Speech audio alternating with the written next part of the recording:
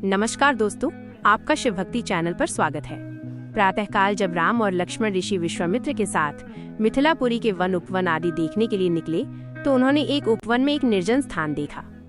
राम बोले, भगवन, ये स्थान देखने में तो आश्रम जैसा दिखाई देता है, किंतु क्या कारण है कि यहाँ कोई ऋषि या मुनि दिखाई नहीं देते?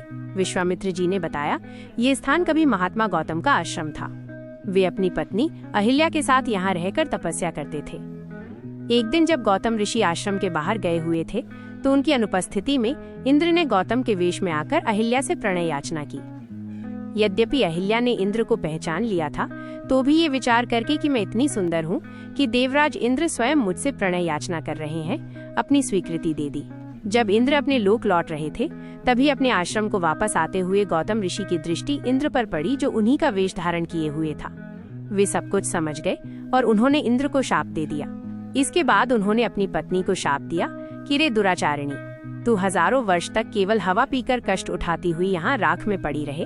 जब राम इस वन में प्रवेश करेंगे तभी उनकी कृपा से तेरा उद्धार होगा, तभी तू अपना पूर्व शरीर धारण करके मेरे पास आ सकेगी। ये कहकर गौतम ऋषि इस आश्रम को छोड़कर हिमालय पर जाकर तपस्या करने लगे। इसलिए हे राम, अब तुम आश्रम के अंदर जाकर अहिल्या का उद्धार करो। विश्वामित्र जी की बात सुनकर वे दोनों भाई आश्रम के भीतर प्रविष्ट हुए।